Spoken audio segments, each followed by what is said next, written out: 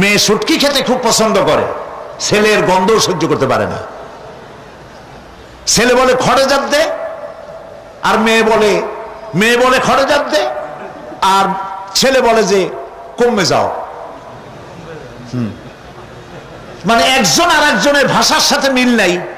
কথা ঠিক কিনা বলেন? ভাষার সাথে মিল নাই, রুচির সাথে মিল নাই। একজনের টক পছন্দ করে আর একজনের টক সহ্য করতে পারে না, আর একজনের শুটকি খায় আর একজনের শুটকি পছন্দ করে না। কাজেই রুচি আর অভ্যাস ইত্যাদি দিয়ে সারাদিন স্বামী স্ত্রীর মধ্যে ঝগড়া হওয়া স্বাভাবিক ছিল, ঠিক না? আল্লাহ পাক বলেন সেখানে আমি এই স্বামী স্ত্রী যখন হয়ে যায় তখন দুজনের মধ্যে আমি ভালোবাসার সৃষ্টি করে দেই। আর সে ভালোবাসা এমন পর্যায়ে চলে যায়, স্ত্রী তার স্বামীর জন্য জীবন দিতে চায়, স্বামী তার স্ত্রীর জন্য জীবনের সবকিছু উজাড় করে দিতে চায়। ওয়াজআলা বাইনাকুম মাওয়াদ্দা, এরপরে সৃষ্টি করি রাহমা। ওই ভালোবাসা ছিল যৌবন কেন্দ্রিক, বিশেষ এক উদ্দেশ্যকে সামনে রেখে। কিন্তু যখন যৌবনে ভাটি লাগলো তখন ওই উদ্দেশ্য আর থাকলো না। তখন আল্লাহ পাক বলেন এই সময় তো দুজনের মধ্যে রাগারাগি খেসাখেসি ইত্যাদি হয়, স্বাভাবিক ছিল, কিন্তু তা হইল না। আমি রহমত দিলাম, করুণা দিলাম। এখন বুড়ারে ছাড়ে বাঁচে না, আর বুড়াও বুড়ির ছাড়া বাঁচে না। তাও আমরা সুবহানাল্লাহ কব না? এইসব কথা শুনিয়া সুবহানাল্লাহ যদি বলানো লাগে কইয়া কইয়া, তাহলে তো বড় সমস্যার কথা। শুনলেন কি আর বুঝলেন না কি? প্রিয় ভাই সব, আমি বুঝতে পারছি আপনারা বলেন ঠিকই, তবে শুনতে শুনতে মোহমুগ্ধ হয়ে বলার সময় পান না। জি আলহামদুলিল্লাহ, বলি আলহামদুলিল্লাহ। তো আল্লাহ রাব্বুল আলামিন পরস্পরের মধ্যেই ভালোবাসা সৃষ্টি করলেন। এটি আল্লাহ পাকের আয়াত। এটা আল্লাহ পাকের কি বলুন? আয়াত মানে কি? নিদর্শন। এরপরে রাব্বুল আলামিন বলেন ওয়াজআলনা নাওমাকুম সুবাতা, আর আমি তোমাদের জন্য ঘুমকে করেছি শান্তির বাহন। মানুষের অঙ্গ প্রত্যঙ্গ প্রত্যেকটির কাজ ভিন্ন, প্রকৃতিও ভিন্ন। চোখ দেখে, কান শোনে, জিহ্বা স্বাদ গ্রহণ করে, নাক শোনে, নাক শোখে, মস্তিষ্ক চিন্তা ভাবনা করে। এ হলো প্রকৃতি। আর প্রত্যেকটি অঙ্গ প্রত্যঙ্গের রুচি আলাদা, কর্তব্যের মধ্যে বিরাট বৈষম্য। যেমন চোখ রঙিন এবং সুন্দর জিনিস দেখতে ভালোবাসে, ঠিক কিনা বলেন? ঠিক কিনা? একটা খারাপ জিনিসের দিক চোখ পড়লেই মানুষ তাড়াতাড়ি চোখ ফিরায় নেয়, ঠিক না? চোখ সুন্দর এবং রঙিন জিনিস দেখতে ভালোবাসে।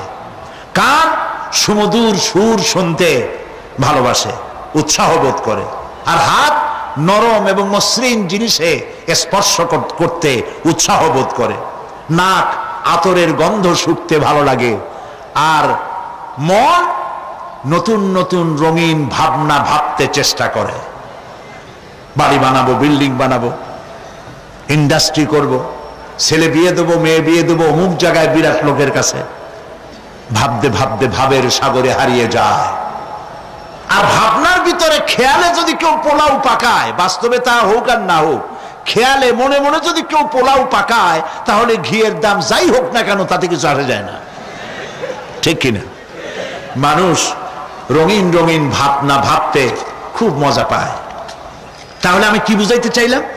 চোখের কাজ, নাকের কাজ, মুখের কাজ, কানের কাজ, মনের কাজ, প্রত্যেকটি অঙ্গ প্রত্যঙ্গের ভিন্ন ভিন্ন কাজ আছে, ভিন্ন ভিন্ন রুচি আছে।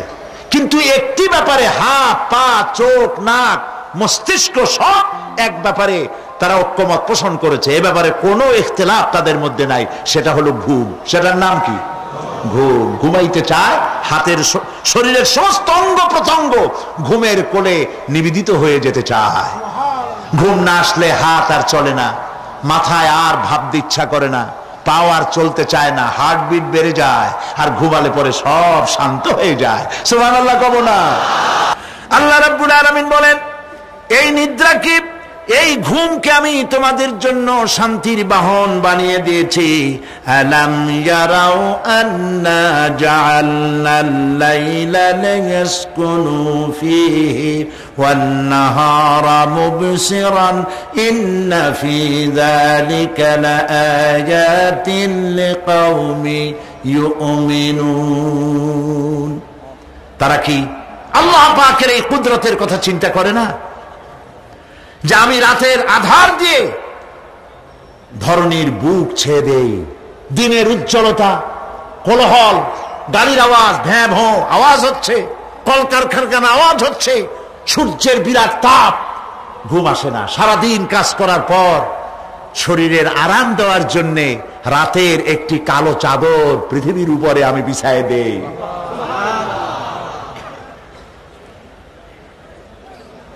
আর মানুষ আরাম গ্রহণ করে, শুধু মানুষ না, সব প্রাণী আরাম গ্রহণ করে। সুবহানাল্লাহ।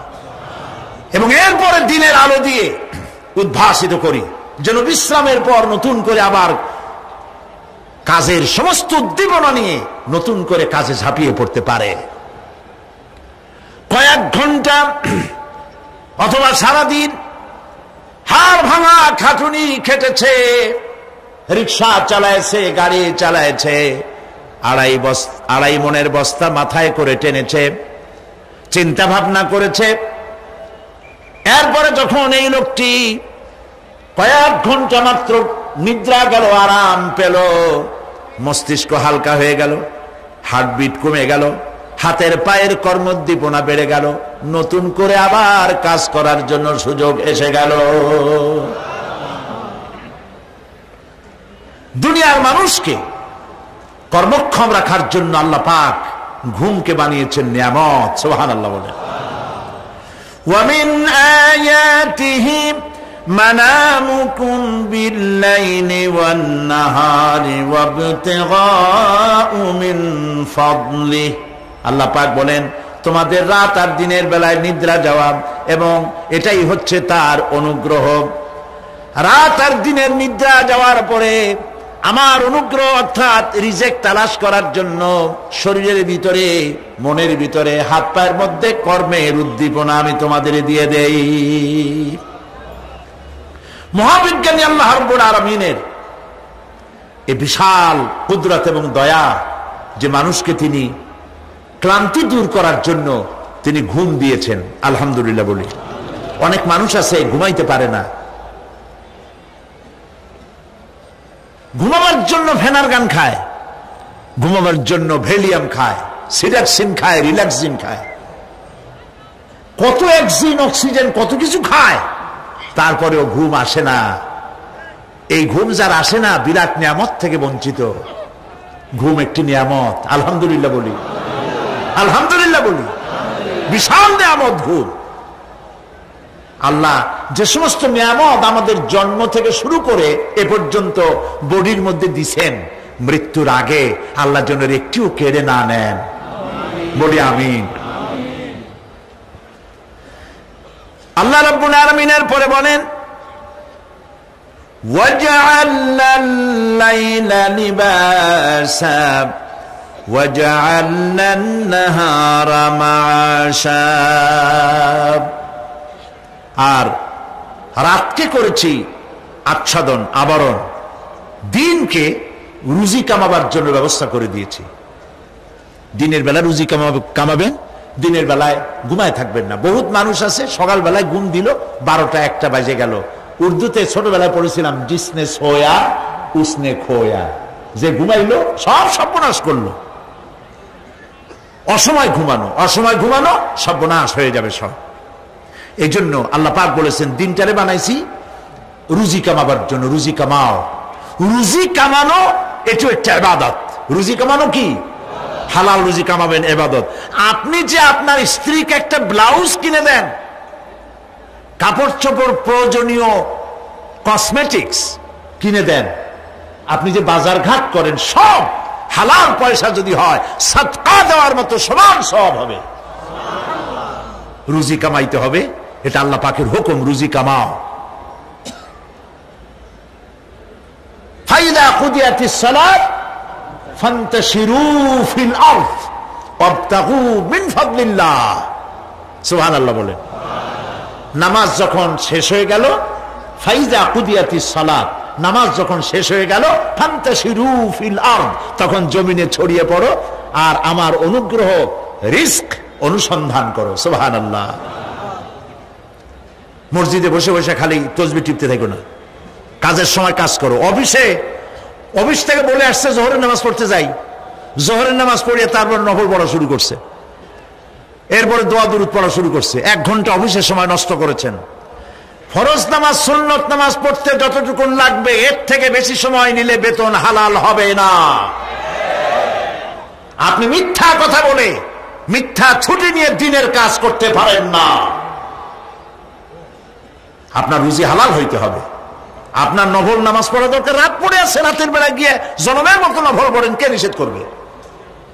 মনে থাকবে কথা?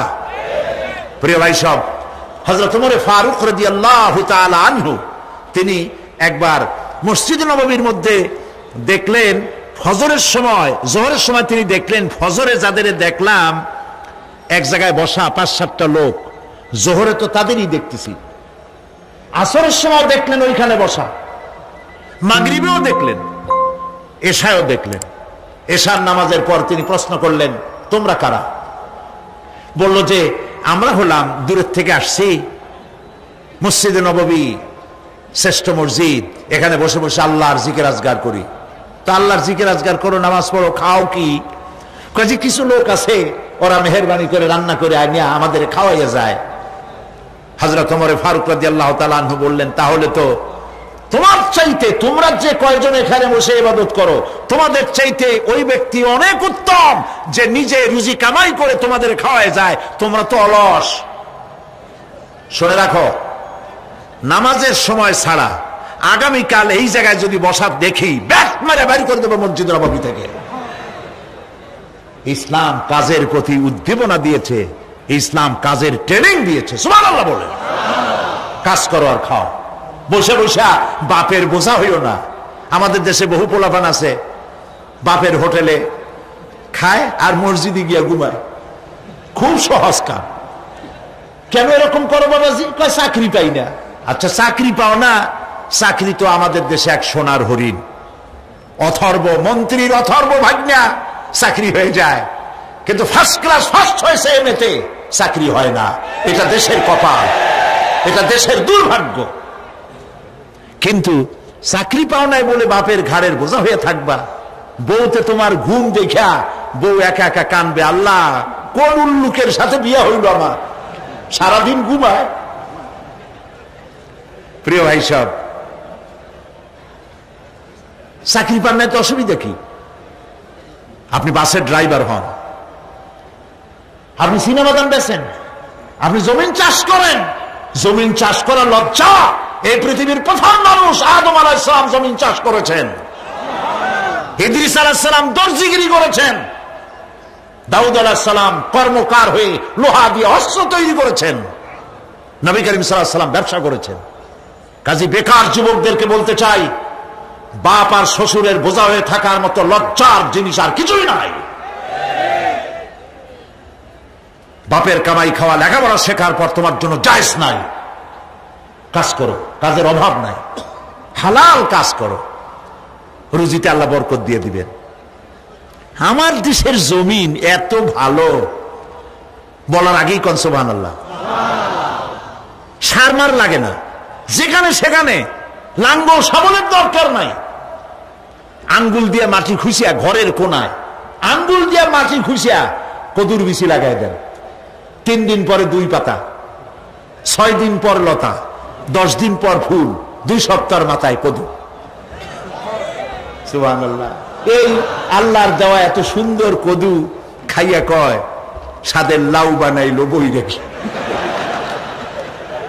তো একটু আলহামদুলিল্লাহ কইল না। জমিন উর্বর। জার্মান থেকে এক কৃষি বিশেষজ্ঞ এসছিলেন বাংলাদেশে, শুনেছিলেন এটা নাকি সোনার বাংলা। তো কেমন সোনার বাংলা দেখে আসি। তারপরে বাংলাদেশ ঘুরে টুরে দেশে গিয়ে রিপোর্ট করলো যে দেশটা সত্যিই ভালো, কোনো সন্দেহ নাই, কিন্তু চাষ হয় 3টা গরু দিয়া, সামনের 2টাও গরু, পিছনেরটাও গরু। রাগ করতেছেন না তো? মন্তব্য আমার না, মন্তব্য বিদেশিদের। গরু বললো কেন পিছনটারে? এই জন্য বলেছে এমন সোনার মাটি, মানে মাটি এত ভালো, জমিন এত ফার্টাইল, এত উর্বর, যে থেকে সায়েন্টিফিক প্রসেসে তারা কৃষি উৎপাদন করতে পারে না। কারণ সব মূর্খ লোকেরাই চাষাবাদ করে, আর শিক্ষিত লোকেরা বসে থাকে কবে একটা শেয়ার পাবে, আর কলমের গুতা দিয়া গভর্নমেন্টের টাকা চুরি করবে। প্রিয় ভাই সব, পিঠের উপরে পিস্তল ঠেকাইয়া চাঁদাবাজি করা যেমন গুন্ডামি, ফাইল আটকায় রেখে টাকা আদায় করা অফিসারদের জন্য তার থেকেও মাস্তানি। এই মাস্তানি থেকে শিক্ষিত লোকদেরকে বাঁচতে হবে। ভিক্ষুক 2 রকম, শিক্ষিত ভিক্ষুক, অশিক্ষিত ভিক্ষুক। অশিক্ষিত ভিক্ষুকরা হাত পাও নাই, ল্যাংরা লুলা, আল্লাহর রাস্তে একটা টাকা দেন, সারাদিন খাই নেই, এই হলো অশিক্ষিত ভিক্ষুক। আর শিক্ষিত ভিক্ষুকরা টাই, স্যুট, প্যান্ট, সেন্ট স্প্রে করে তারপরে গভর্নমেন্টের শ্বশুরের চেয়ারে গিয়ে বসে চাইয়ে টাকা নেয়। এই কাজটা যদি করে নিতে হয় 50,000 টাকা দিবা, 1 কোটি টাকা দিবা। ভিক্ষুকের চাইতে কলঙ্ক, মানুষ নামের অজঙ্ক, পশুর চাইতে নিকৃষ্ট যারা সরকারের চেয়ারে বসে জনগণের টাকা এভাবে চাইয়ে নেয়, ঘুষ নেয়। নাউজুবিল্লাহ বলো। এটা ঘুষের টাকা নয়, জাহান্নামের আগুন। শান্তি পাইবে না।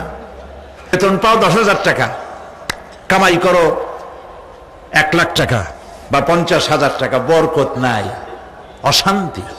ঘরের মধ্যে বউতে কথা শোনে না, বেচারা সরকারি অফিসে বসে বহুত কামটাম করিয়া কষ্ট করে বাড়ি ফিরছে, বউর একটু আদর নেবে, ভাত বাড়িটারে খাওয়াবে, সেগুড়ে বালি দেখে বউ ভ্যানিটি ব্যাগ হাতে নিয়ে বাস ফটফট করিয়া হাই হিল পাই দিয়ে বাড়ি চলে যাচ্ছে।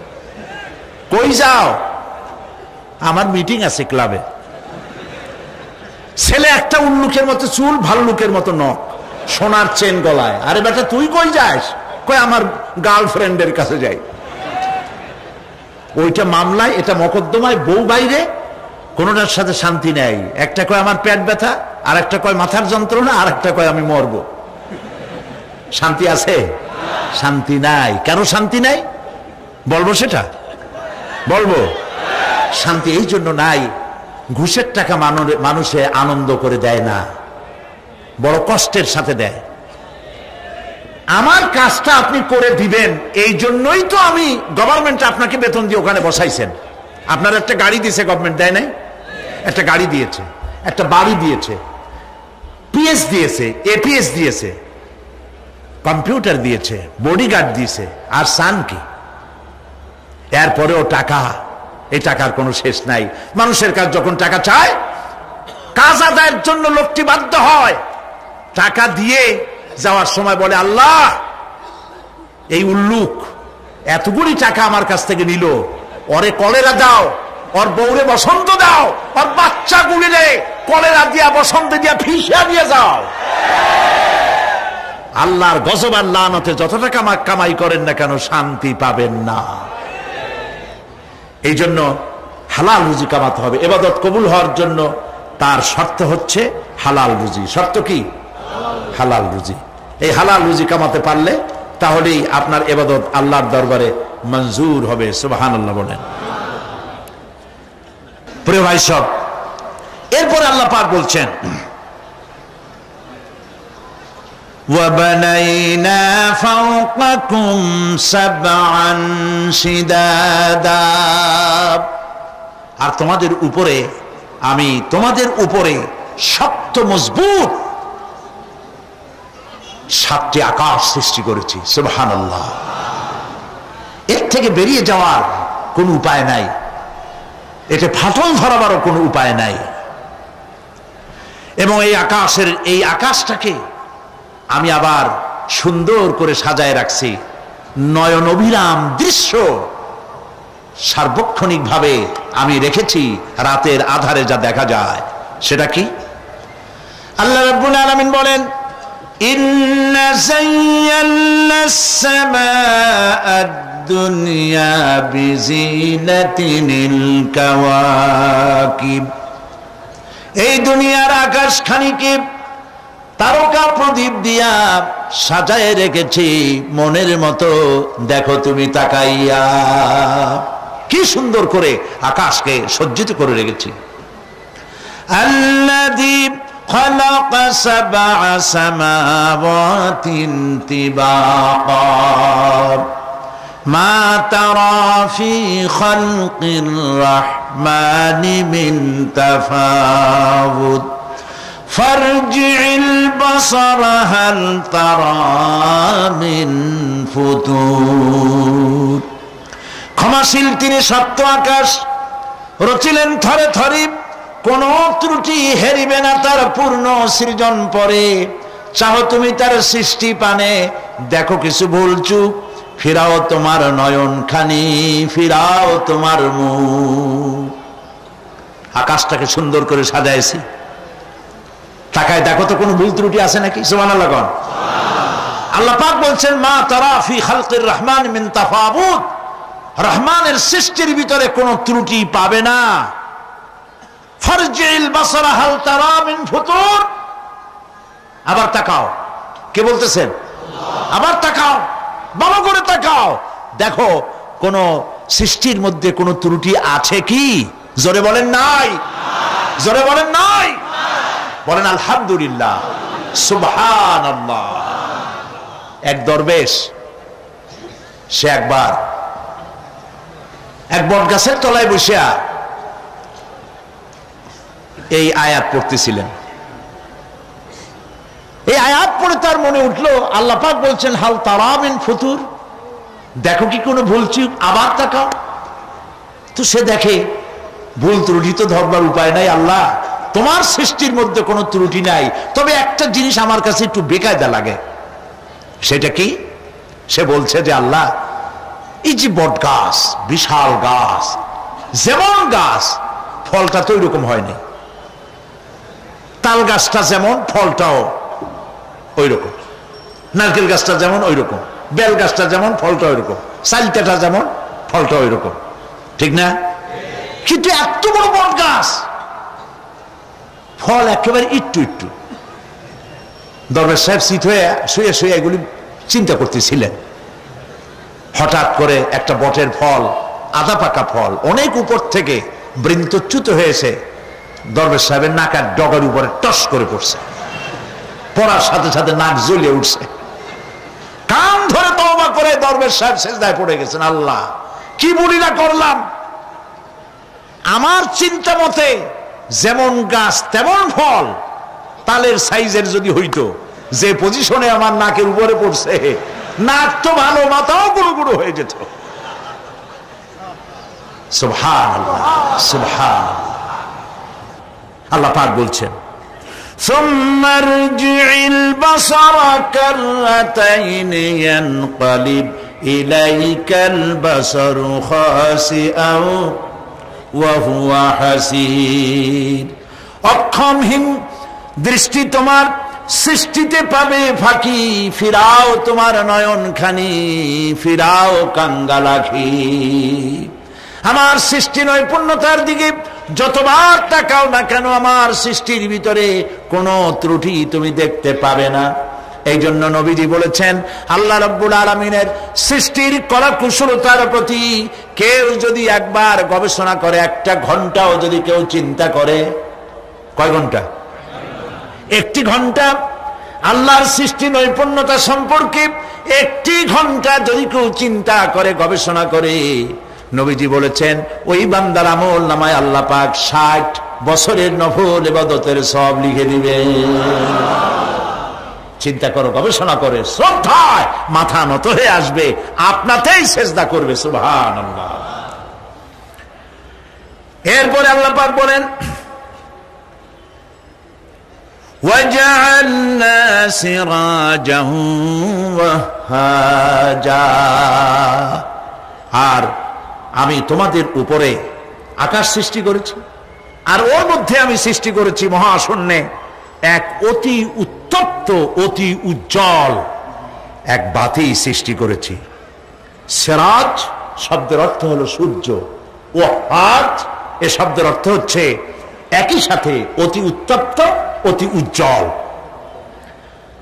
সূর্যের ব্যাস হচ্ছে এই পৃথিবীর চাইতে, সূর্যের ব্যাস হচ্ছে পৃথিবীর চাইতে 109 গুণ, এবং এর আয়তন পৃথিবীর চাইতে 13 লক্ষ গুণ বড়। আর দূরত্ব হচ্ছে পৃথিবীর মাটি থেকে 9,30,00,000 মাইল ব্যবধানে এই সূর্যকে আল্লাহ পাক স্থাপন করেছেন। এই সূর্যের মধ্যে যেমন রয়েছে তাপ, আবার তেমন রয়েছে আল্ট্রা ভায়োলেট রে। সূর্যের মধ্যে অনেক কিছু আছে, এখনো বিজ্ঞানীরা তা আবিষ্কার করতে পারে নাই। এর মধ্যে কল্যাণধর্মী জিনিসও আছে এবং অকল্যাণ জাতীয় কিছু জিনিস আছে। সেটা কি কারণে, সেটা আল্লাহ ভালো জানেন, আমরা জানি না। আমরা মনে করি অকল্যাণ, আল্লাহ জানেন ওর মধ্যে কি কল্যাণ আছে। যেমন সাপের বিষ, আমরা সাপ দেখলেই মারি, কিন্তু সাপ আপনাকে ক্ষতি না করলে আপনি মারবেন কেন? আর যদি ক্ষতি করার মনে হয়, ক্ষতির মতো মনে হয়, মেরে ফেলে দিন। এটা বলা হয়েছে হাদিস শরীফে, ক্ষতিকর মনে হলে মেরে ফেলে দিন। কিন্তু সাপ তার বিষের মধ্যে মানুষের জীবন রক্ষাকারী ওষুধ সাপের বিষ দিয়েই তৈরি হয়। সূর্যের মধ্যে অকল্যাণ ধর্মিক যা আছে সেটা কেন, এটা আমরা জানি না। এখন অকল্যাণ ধর্মী যে জিনিসটাকে বিজ্ঞানীরা মনে করেন, সেটার নাম হলো আল্ট্রা ভায়োলেট রে, অতি বেগুনি রশ্মি।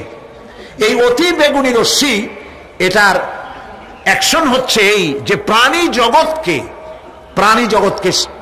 জগতের মধ্যে যদি এটা লাগে, এসে পড়ে পৃথিবীতে যদি স্পর্শ করে, তাহলে ক্যান্সার সহ নানাবিধ দুরারোগ্য ব্যাধিতে গোটা পৃথিবী ছড়িয়ে পড়বে।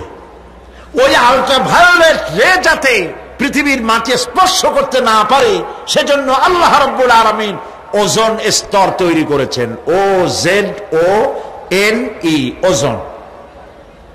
ওজোন স্তর তৈরি করা আছে যাতে করে ওই রেটা পাস করতে না পারে। সেই রেতে বিজ্ঞানীরা লক্ষ্য করেছে, রেতে ফাটল ধরেছে। সূর্য কত দূরে? 9,30,00,000 মাইল দূরে। মানুষেরা, বিজ্ঞানীরা টের পেয়েছে যে ওজোন স্তরে ফাটল ধরেছে। সুবহানাল্লাহ। আল্লাহ পাক বলছেন, ওয়া মা উতীতুম মিনাল ইলমি ইল্লা কালিলা, তোমাদেরকে খুব সামান্যতম জ্ঞান আমি দান করেছি। সামান্য জ্ঞান দিয়ে গেছে কদ্দূর দেখেন। সুবহানাল্লাহ বলেন। চিন্তায়, শ্রদ্ধায় মাথা নত হয়ে আসবে।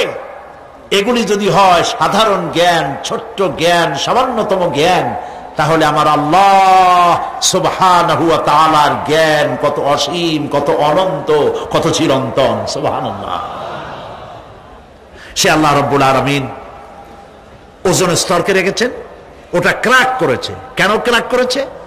ক্র্যাক করেছে এনভায়রনমেন্ট নষ্ট করার কারণে। আমরা গাছ কেটেছি, যত গাছ কেটেছি তত গাছ লাগাই নেই। টেলিভিশনে যে গাছ সম্পর্কিত যে বিজ্ঞাপনগুলি দেওয়া হয়, এগুলি নিছক কোন বিজ্ঞাপনের উদ্দেশ্যে বিজ্ঞাপন নয়, এগুলি বাস্তব।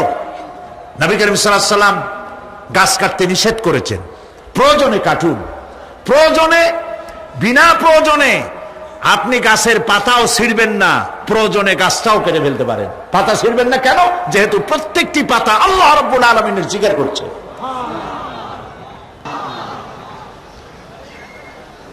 এই গাছগুলি কেটে কেটে প্রকৃতির ভারসাম্য আমরা নষ্ট করেছি। গাছ আমাদের বন্ধু। আমরা বাতাস থেকে অক্সিজেন গ্রহণ করি, অক্সিজেনকে কার্বন ডাই অক্সাইড করে ছেড়ে দেই। কার্বন ডাই অক্সাইড হচ্ছে প্রাণী জগতের জন্য বিষ। এই বিষকে নষ্ট করে দিয়ে অক্সিজেনকে পরিশোধিত করা, রিফাইন করার কোন ফ্যাক্টরি পৃথিবীতে নাই। আল্লাহ রাব্বুল আলামিন এই সৃষ্টি জগৎকে বাঁচাবার জন্য অসংখ্য গাছ বানিয়েছেন, আর গাছের খাদ্য বানিয়েছেন কার্বন ডাই অক্সাইড। আমার জন্য যেটা বিষ, সেটা গাছের জন্য খাদ্য। গাছ সারা রাত এটাকে খাইলো, দিনের বেলায় সূর্যের তাপে এই কার্বন ডাই অক্সাইড আর গাছের সবুজ রং, পাতার সবুজ রঙে মিলে এক প্রকারের রন্ধন ক্রিয়ার মধ্য দিয়ে কার্বন ডাই অক্সাইড আবার ফ্রেশ অক্সিজেন হয়ে পৃথিবীর প্রাণী জগৎকে বাঁচার জন্য পথ উন্মুক্ত করে দেয়। আল্লাহ সুবহানাহু ওয়া তাআলা তিনি বলছেন, এভাবে করে আমি এই সূর্যের তাপ দিয়ে পৃথিবীবাসীকে কল্যাণধর্মী হিসেবে সূর্যকে সৃষ্টি করেছি। এই সূর্যের তাপ, এটি একটি বিরাট অগ্নিকুণ্ড। কোটি কোটি বছর ধরে ভূপৃষ্ঠে আলো এবং উত্তাপ ছড়িয়ে যাচ্ছে। সুবহানাল্লাহ বলেন। বলেন তো, পৃথিবীর সমস্ত আগুন সব যদি এক জায়গায় করা হয়, সূর্য 1 সেকেন্ডে যে তাপ পৃথিবীতে দেয়, ওরকম 1 সেকেন্ডের তাপ পৃথিবীর সব আগুন এক জায়গায় হইয়া সমভাবে সর্বত্র ছড়াতে পারবে কি? সুবহানাল্লাহ, কি কুদরত আল্লাহ পাকের। চৈত্র বৈশাখ মাসে আল্লাহ পাক সূর্যের তাপ, এত তাপ দেন, মাথার ঘাম পায়ে পড়তে থাকে। লোকেরা বলে কাঁঠাল পাকা গরম, তাল পাকা গরম। চট্টগ্রামে বলে কিনা? আবার এখন জানুয়ারি মাস, এখন আল্লাহ পাকের এসি প্লান্ট আল্লাহ ছেড়ে দিয়েছেন। সুবহানাল্লাহ, পৃথিবীর সমস্ত এসি প্লান্ট একসাথে ছেড়ে দেন, সারা পৃথিবী তো দূরের কথা, একটা জেলাও ঠান্ডা করতে পারবে না, একটা উপজেলাও ঠান্ডা করতে পারবে না। বড় জোর আপনার লোট্টা ফিশ, আপনার রূপচান্দা মাছ, ইলিশ মাছ, এগুলোর ঠান্ডা বানাই দিতে পারবে, কিন্তু একটা এলাকা ঠান্ডা বানাইতে পারবে না। বুদ্ধিজীবীদেরকে জিজ্ঞেস করি, মাথার চুল তো উঠাইছো, এই আল্লাহ পাকের কুদরত সম্পর্কে একটা সেকেন্ড চিন্তা করেছো কিনা? সুবহানাল্লাহ। মদিনা মুনাওয়ারা যে দেখুন, মদিনা মুনাওয়ারা, মসজিদ আন-নববী আশ-শরীফ, আল মদিনা আল মুনাওয়ারা, সোনার মদিনা। সুবহানাল্লাহ। আমি মদিনায় গিয়া এবারও বলছি, আল্লাহ যদি ফাহাদের মাফ করতে চান, মসজিদে নববী এবং মসজিদে হারামের যে এক্সটেনশন এবং হাজিদের জন্য যে উপকার করেছেন, আল্লাহ যদি মাফ করতে চান, এটা বড় আকারের একটা ওসিলা হয়ে যেতে পারে। এক সময় গরমে কষ্টে অস্থির হয়ে যেতাম মসজিদে নববীতে, এখন মসজিদে নববীতে ঢুকলে মনে হয় জান্নাতের মধ্যে। আর জান্নাত তো চিন্তা করা যায় না, কোনো চোখ নাই যা দেখছে, কোনো কল্পনা নাই, যা মন নাই যা কল্পনা করছে, এটার সাথে তুলনাই হবে না। তবে মনে হয় যেন জান্নাতের মধ্যে ঢুকে গেছি। প্রত্যেকটি খামের গোড়া থেকে ঠান্ডা বাতাস উঠতেছে, প্রত্যেকটি পিলারের গোড়া থেকে। মসজিদে নববী থেকে 3 কিলোমিটার দূরে এসি প্লান্ট। পৃথিবীর সব থেকে বড় এসি প্লান্ট হচ্ছে মদিনা মুনাওয়ারায় এসি প্লান্ট, যেটা দিয়ে মসজিদে নববী, যেখানে 8 লক্ষ মানুষ একসাথে নামাজ পড়তে পারে, ঠান্ডা উঠতেছে। সুবহানাল্লাহ। ভাইদের বলি, হজ যারা করছেন, পয়সা কড়ি আছে, হজ করেছেন, ভালো করেছেন, মাঝে মধ্যে সময় পেলে রমজান মাসে যায়েন। মানুষেরা আমাদের দেশের হলিডে করতে কপাল পোড়ারা সিঙ্গাপুর যায়, ব্যবসা করতে যান, আমার আপত্তি নেই, আমেরিকায় যান, সিঙ্গাপুরে যান, ব্যাংকক যান, হংকং যান, থাইল্যান্ড যান, যেন বললে সেখানে যান, কিন্তু হলিডে করার জন্য এইসব জায়গায় না গিয়া পয়সাগুলি জমাইয়া রমজান মাসে যাইয়েন মদিনা মুনাওয়ারায়, আর আল্লাহর ঘর মসজিদে হারামে। সুবহানাল্লাহ। কোরআন নাজিল কেমনে হয়েছে তা তো দেখি নাই। ইমাম যখন তারাবির মধ্যে তেলাওয়াত করেন, মনে হয় যেন আকাশ থেকে এখনো কোরআন নাজিল হচ্ছে। সুবহানাল্লাহ, কি তেলাওয়াত! যেমন শেখ আব্দুর রহমান আস-সুদাইস, তেমন সাউদ আশ-শুরাইব, তেমন শেখ আব্দুর রহমান আল হুজাইফি। সুবহানাল্লাহ, সুবহানাল্লাহ। এবার লাইলাতুল কদরে আল্লাহ পাকের মেহেরবানি, প্রতি বছর আমার একটা যাওয়ার, রমজানে একটা সুযোগ হয়, আল্লাহ করে দেন। বাইতুল শরফের মরহুম হযরত পীর সাহেব হযরত মাওলানা শাহ আব্দুল জব্বার রাহমাতুল্লাহ আলাইহি, নওয়ার আল্লাহু মাকাদাহু ওয়া জাআলাল জান্নাতা মাসওয়াহু। কলিজা থেকে দোয়া আসে। বহুত পীর দেখছি জীবনে, বাইতুল শরফের পীরের মতো পীর দেখি নাই। মুরিদের টাকা নিয়ে শুধু পকেট ভরে নাই, মেয়ে লোকদের গায়ে হাত দিয়ে ফু দেয় নাই, তাবিজের ব্যবসা করে নাই। মুরিদেরা যা দিয়েছে সেই টাকা দিয়া তিনি মসজিদ বানাইছেন, মাদ্রাসা বানাইছেন। সুবহানাল্লাহ। নিজের বাড়িটা যেখানে তার স্ত্রী থাকেন, বাইতুল শরফ পীর সাহেবের স্ত্রী যে বাড়িতে থাকে, আমি যা শুনেছি দেখি নাই, বাড়িটা বেচলে 50,000 টাকা হবে কিনা সন্দেহ। হযরত মাওলানা শামসুদ্দিন সাহেব বলছেন উনি নিজে দেখেছেন। পীর সাহেব আমাকে দাওয়াত দিয়েছেন বহুবার, আমি যাইতে পারিনি। দুই হাতে মানুষের উপকার করতেন। এই জন্য বলছি আমি এরকম দেখি নেই। পীর আমি খারাপ আমি কথা বলবো না, ভালো মন্দ মিলাই আছে। বহুত পীর আছে জামায় পকেট যে কত উনি নিজেও গুনে কুলিতে পারবে না, খালি ঢুকাইতেই থাকে জনমের মতো, বাইরে দেখায় আমি খুব দুনিয়া সম্পর্কে গাফেল। ঢাকায় যায় দেখবেন সুপার মার্কেট আছে, ট্রান্সপোর্ট বিজনেস আছে। আর বাইতুল সাহেবের পীর সাহেবের মধু বেচতেন আর আতর বিক্রি করতেন, মধু আর আতর, এগুলো দিয়ে তার জীবিকা নির্বাহ করতেন। সুবহানাল্লাহ। যাকাত সদকা টাকা পয়সা সমানে দিতেন। বাইতুল সাহেব পীর সাহেবের কথা আসলো কেন? এই জন্য আসলো, ওই মদিনার কথা মনে পড়ায়। বাইতুল সাহেব পীর সাহেবের জামাই মুর্তাজা এখানে ঢাকায় বাড়ি আছে। পীর সাহেব যখন ইন্তেকাল করেন তখন আমি মদিনা শরীফে ছিলাম। সে এসে আমাকে জড়ায় ধরে কাঁদতেছিল আর বললো যে আমার এক বাপ হারাইছি আর এক বাপ পেয়েছি। আমাকে জড়িয়ে ধরে কাঁদতে লাগলো। আমি ওই রাত্রে স্বপ্নে দেখলাম তাহাজ্জুদ পড়ে ঘুমিয়ে আছি মদিনা আল মুনাওয়ারায়, দেখতে পেলাম পীর সাহেব এসেছেন। আমি বেশ কিছু লোকজন নিয়ে বসা, পীর সাহেব এসে হাজির হয়েছেন। আমি দাঁড়িয়ে গেলাম, কোলাকুলি করলাম। তিনি বসলেন না, কোনো কথাও বললেন না, শুধু যাওয়ার সময় বললেন আমাকে ভুলবেন না। আমি সত্যিই তাকে ভুলি নাই। কলিজার সবটুকুন দরদ নিয়ে তার জন্য দোয়া আসে, যেহেতু তিনি মানবতার কল্যাণের জন্য কাজ করেছেন। তার জামাই মুর্তজা আমাকে মদিনা শরীফে থাকা, যাতায়াত ইত্যাদির ব্যবস্থা করেছিল, সেই জন্য কথাগুলি এলো। আমি দোয়া করি তার জন্য আল্লাহ পাক তাকে হালাল রুজি কামাবার তৌফিক দান করুন, এবং মদিনা শরীফে থাকার জন্য আল্লাহ পাক ন্যাশনালিটি দান করে দিন। প্রিয় ভাই সব, এতগুলি কথা বলার কারণেই যে আপনাদের যখন টাকা পয়সা হবে রমজানে যাবেন। নবী করিম সাল্লাল্লাহু আলাইহি ওয়াসাল্লাম বলেছেন রমজান মুবারকে যে ব্যক্তি উমরা করলো সেজন্য আমার সাথে হজ আদায় করলো। মসজিদে হারামে এবার লাইলাতুল কদর 26 দিবগত রাত। লাইলাতুল কদর তো এ কথা তো আমিও জানি, আপনারাও জানেন যে 26 দিবগত রাতে না, শুধু বেজোর রাতগুলিতে। কিন্তু মুহাক্কিকিনরা 26 রাত্রে একটু বেশি কান্দাকাটি করে, অন্য রাত্রে তো করেই, ওই রাত্রে একটু বেশি কান্দে। এবারে লাইলাতুল কদরে লোক সংখ্যা সম্পর্কে 27 তারিখ রমজানের সৌদি গেজেট, সৌদি নিউজ পত্রিকায় হেডলাইন হলো মক্কা শরীফে গত রাত্রে নামাজ যারা পড়েছেন, লাইলাতুল কদরে যারা এসেছিলেন তাদের সংখ্যা 3 মিলিয়ন প্লাস, 30 লাখের উপরে। সর্বকালের হজের রেকর্ড ভঙ্গ করেছে। রাত 3টার সময় কিয়ামুল লাইল শেষ করে ইমাম সাউদ আশ-শুরাইব মোনাজাত শুরু করলেন। 35 থেকে 40 মিনিট মোনাজাত। হায় রে কান্না মানুষের, কাঁদতে কাঁদতে মানুষ হয়রান হয়ে যাচ্ছে। মাসনুন দোয়াগুলি পড়ছেন, শেষ দিকে গিয়ে বলছেন আল্লাহুম্মা লা তারুদ্দানা খায়বিন, আল্লাহ পাক একেবারে কিছু না দিয়া খালি হাতে আমাদের ফেরত দিও না। কাবা শরীফ সামনে নিয়ে এভাবে করে লোকেরা কাঁদছে। প্রিয় ভাই সব, সেজন্য বলি আল্লাহ যদি সুযোগ দেন রমজান মুবারকে উমরা করবেন, আল্লাহ যেন তৌফিক দেন, বলেন আমিন।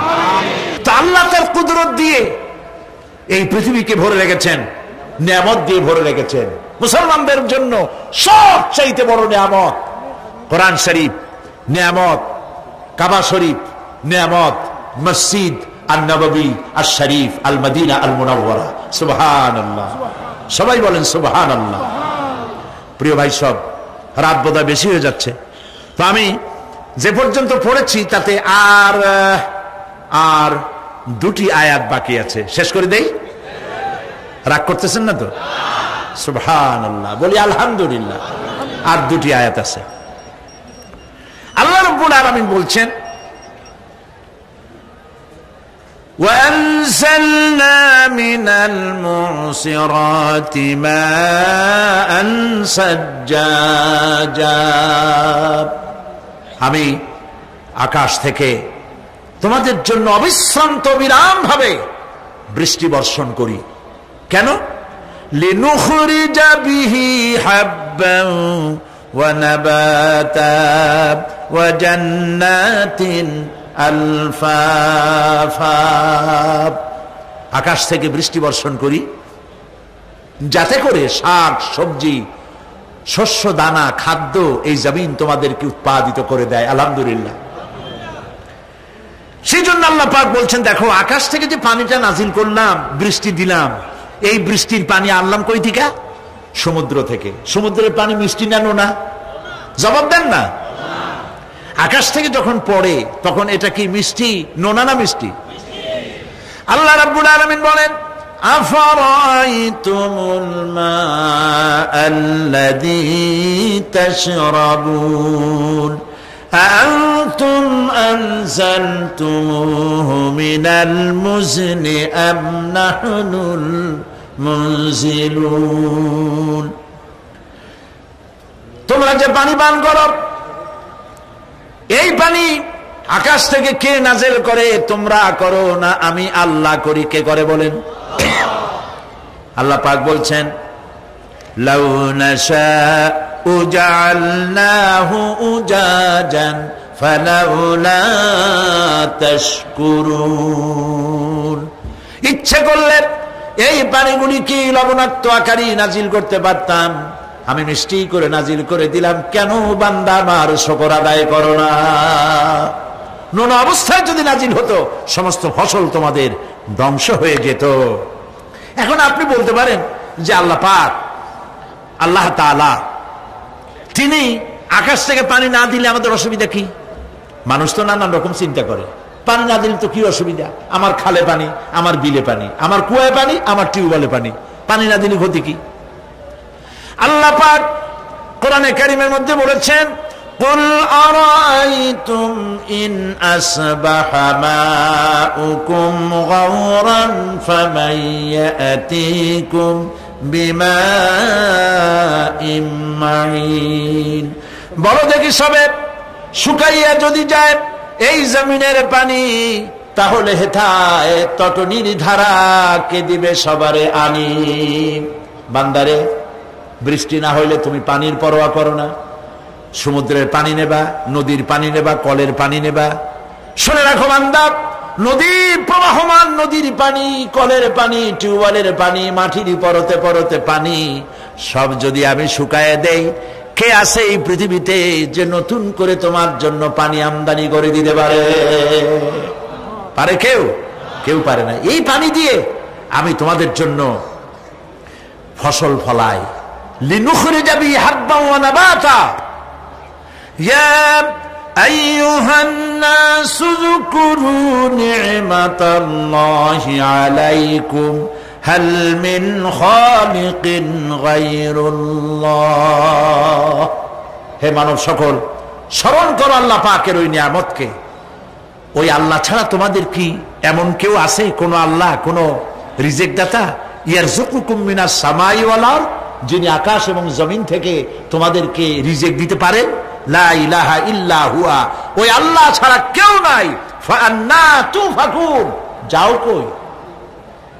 কেন বিভ্রান্ত হও? আল্লাহ পাক আকাশ থেকে পানি দিলেন, জমিনের ফসল উৎপাদন করে দিলেন, আর এরপরে আল্লাহ পাক বলেন, ওয়া জান্নাতিন আলফাফা, আর ঘন সন্নিবদ্ধ নিবিড় বাগান বানায় দিলাম। সুবহানাল্লাহ বলেন। এখানে আল্লাহ পাক কি কি বললেন? শাক, লক্ষ্য করুন, শাক, সবজি, খাদ্যশস্য, উদ্ভিদ, এগুলো দিলাম, আর সাথে সাথে ঘন নিবিড় বাগান বানাইলাম। নিবিড় বাগান দেখছেন? দেখেন নাই, বোঝেন নাই, তাই দেখেন নাই, তা নাহলে দেখছেন। কক্সবাজার যাওয়ার সময় দেখেন না গাছের, রাস্তার দুই ধারে কত গাছ, দেখছেন কিনা? রাঙ্গামাটি যাওয়ার সময়, বান্দরবনে যাওয়ার সময় কার বাবা এই গাছগুলি লাগাইছে? কোন? কে লাগিয়েছে? আল্লাহ। চিল্লায় বলেন, কে লাগিয়েছে? পাহাড়ের গাছ কি আপনি লাগাইছেন? তো কথা কইতে পারলেন না কেন? কে লাগিয়েছে? আল্লাহ পাক। সুন্দরবন ফরেস্ট এরিয়া দেখছেন কোনদিন? না দেখলে যাইয়েন, দেখে এসেন। বিশাল এরিয়া, বঙ্গোপসাগরের কিনারা দিয়া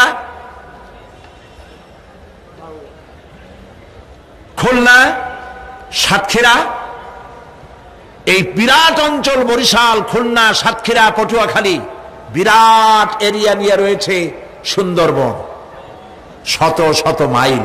সুবহানাল্লাহ বলেন। বিশাল গাছ, গাছের এরিয়া। এই গাছগুলি কে লাগাইছে? জোরে বলেন, কে লাগাইছে? এই গাছগুলি নার্সিং করেন কে? একটা জিনিস দেখে আমি অবাক হয়ে গেছি, সেটা হলো এখানে বহু রকমের গাছ আছে।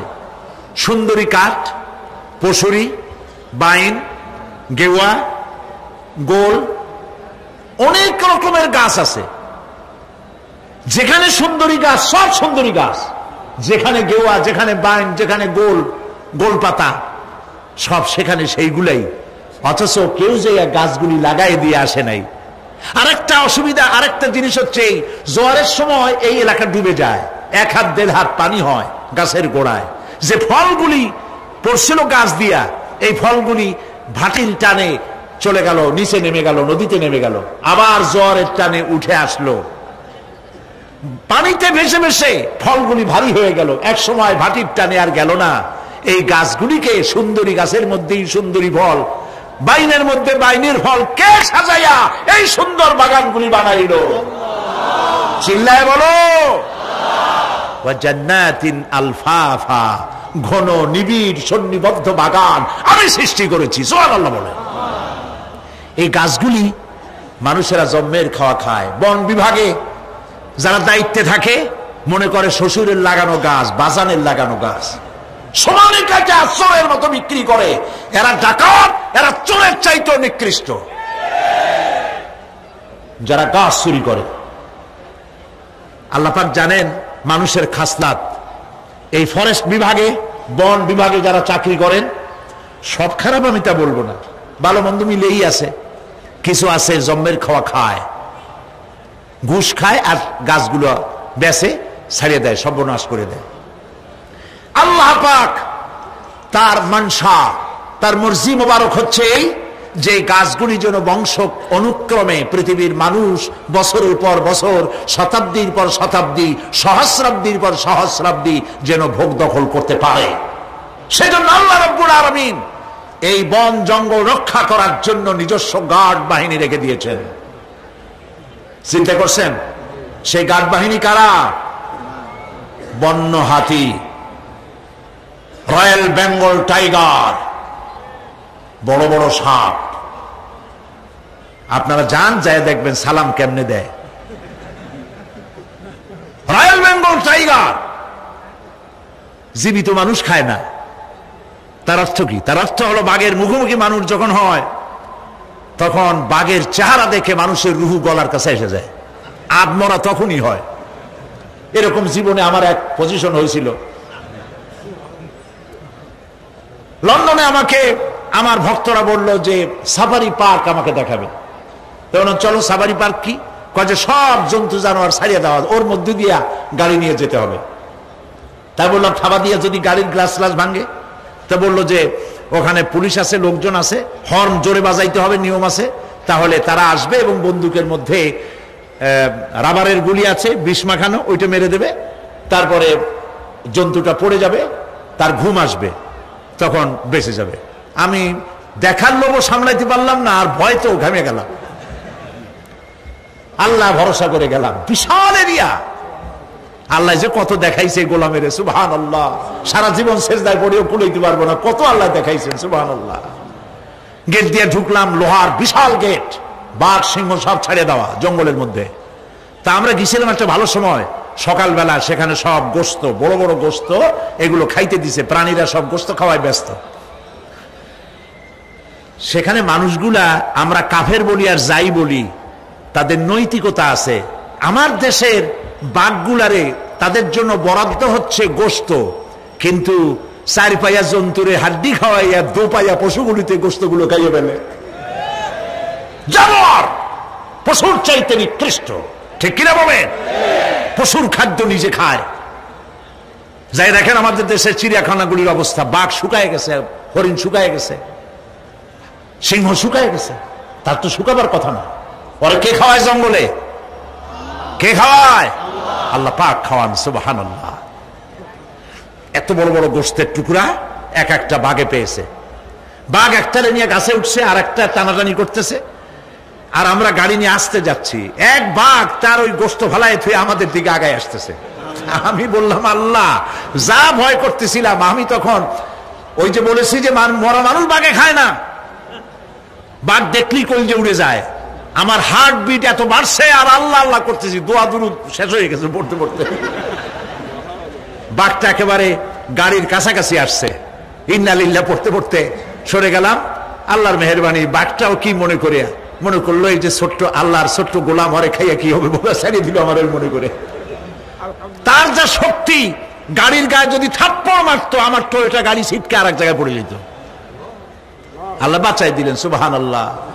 সিংহের মধ্যে দিয়ে গেলাম, সিংহরা সব খোলামেলা খাইতেছে। সুতরাং আল্লাহ রাব্বুল আলামিন এই বাঘ, সিংহ, বড় বড় সাপ জঙ্গলের মধ্যে যদি না রাখতেন গার্ড হিসাবে, তাহলে এই ফরেস্ট ডিপার্টমেন্টের দোপায়া জন্তুগুলি সমস্ত জঙ্গলকে উজাড় করে ফেলে দিত। আল্লাহ এদের হেদায়েত করুন, জোরে বলেন আমিন। এই গাছ কেমনে চুরি করে মরিয়া দেখো। এখন তো মন্ত্রী সেলুট মারে পুলিশে, মরিয়া দেখো ফেরেশতারা কি দিয়ে মারে। প্রিয় ভাই, সব আল্লাহ রাব্বুল আলামিন এই সব জিনিস পৃথিবীকে দিয়েছেন। আর এইগুলি বলার পরে আল্লাহ পাক বলছেন যে এই চোখে দেখা জিনিসগুলি বললাম। কে বলতেছেন? চোখে দেখা জিনিসগুলি দেখালাম, এগুলি দেখে চোখ হলো, চক্ষুকে উন্মিলিত করার জন্য এই সব দৃষ্টান্ত আমি চোখের সামনে রেখে দিলাম। এর দ্বারা বোঝো এত বড় বিশাল আকাশ, অত বড় সূর্য, এত সুন্দর চাঁদ, এই পাহাড়, ওই সমুদ্র, এই বনবনানী যিনি সৃষ্টি করেছেন, আমার মতো ছোট্ট মানুষ মৃত্যুর উপরে তিনি আবার জিন্দা করতে जगह जी लगाने के लिए ये दुनिया नहीं है, जगह जी लगाने के लिए ये दुनिया नहीं है, ये इबरत की जा है तमाशा नहीं है। এই পৃথিবী খেল তামাশা করার জায়গা না, দেখো আর শেখো আল্লাহ পাকের অপূর্ব সৃষ্টি, নৈপুণ্যতা, কলা কুশলতা দেখো, আর সেজদা দিয়ে আল্লাহ রাব্বুল আলামিনের শুকরিয়া আদায় করো। সুবহানাল্লাহ। আমরা যদি তা করতে পারি, আল্লাহরে যদি বুঝতে পারি, আমাদের আমল আখলাক ভালো হয়ে যাবে। আমরা চুরি করে গাছ বেচবো না, ওজনে কম দেব না, খাদ্যে ভেজাল দেব না, ঘুষ খাবো না, সুদ খাবো না, প্রতারণা করবো না, মিথ্যা কথা বলবো না। আমরা ভালো হয়ে যাব যদি এই একটি জিনিসকে বিশ্বাস করতে পারি যে আমার এই জীবন শেষ কথা নয়, আর একটা জীবন আসবে, সেই জীবনে এই জীবনের সব হিসাব দিতে হবে। আরো অনেক কথা বাকি, আজ বলবো না, বলবো আগামীকাল ইনশাআল্লাহ। সবাই বলি ইনশাআল্লাহ। প্রিয় ভাই, সব বন্ধুদের দাওয়াত দিয়ে আনবেন। দিন কিন্তু একদিন সরে যাবে।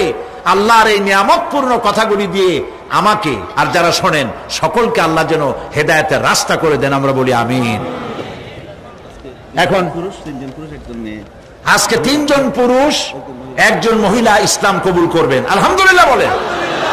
আচ্ছা ভাইরা, আপনারা যদি বসে থাকেন, আমি তো আপনাদেরকে কখনো জোর জবরদস্তি করি না, যার যা খুশি তা করেন, কিন্তু মাহফিলের মধ্য দিয়া হাঁটাহাঁটি করা আগে অনেকবার বলছি, এখন বলা ছাড়িয়ে দিছি।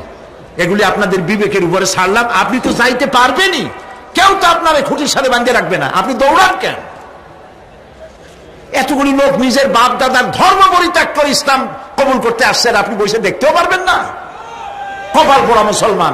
আল্লাহ পাক সকলকে হেদায়েত দিন, জোরে বলেন আমিন। আজকে 3 জন পুরুষ আর 1 জন মহিলা ইসলাম কবুল করবেন। মহিলা যিনি, তিনি আছেন আমাদের মা বোনদের প্যান্ডেলে, আর ওই 3 জন এখানে এসছে। একজনের নাম সুদেব চন্দ্র হালদার, পিতা মৃত জিতেন্দ্র চন্দ্র হালদার। হ্যাঁ, সনাতন, তার ধর্ম হচ্ছে হিন্দু, বাড়ি কাঠালিয়া, বাকলিয়া, চট্টগ্রাম। বর্তমান মুসলমানি নাম পছন্দ করেছে মোহাম্মদ মনির হোসেন। কইছে যার নাম বলবো সে কাছে আস। আরেকজন রাজীব বণিক, পিতা মৃত রঞ্জন বণিক, ধর্ম হিন্দু, ব্রাহ্মণবাড়িয়া। বর্তমান নাম পছন্দ করেছে মোহাম্মদ নুরুল ইসলাম। হেমন্ত জলদাস, পিতা বেসা জলদাস, হিন্দু, এরও বাড়ি কোতোয়ালি, চট্টগ্রাম, বাগলাবাড়ি মোড়। হ্যাঁ, কালীবাড়ি মোড়। বর্তমান নাম পছন্দ করেছে মোহাম্মদ ওসমান গনি।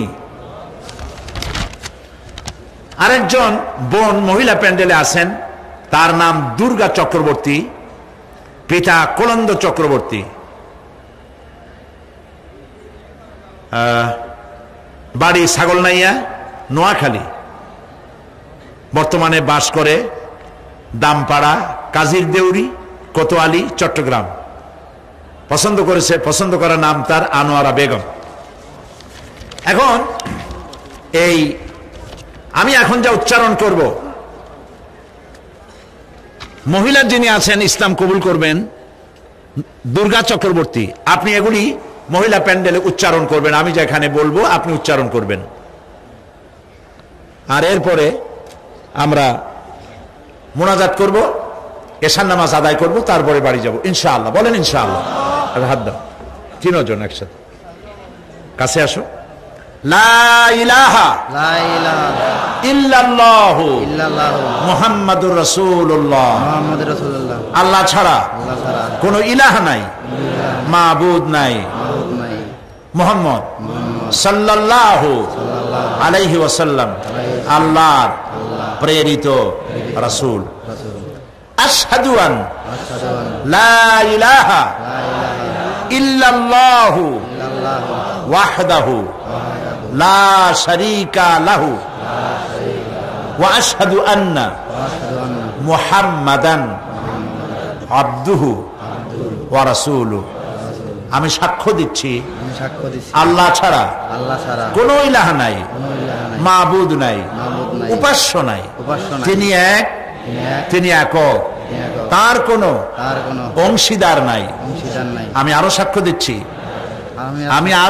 দিচ্ছি মুহাম্মদ সাল্লাল্লাহু আলাইহি ওয়াসাল্লাম আল্লাহর বান্দা এবং তার প্রেরিত রাসূল।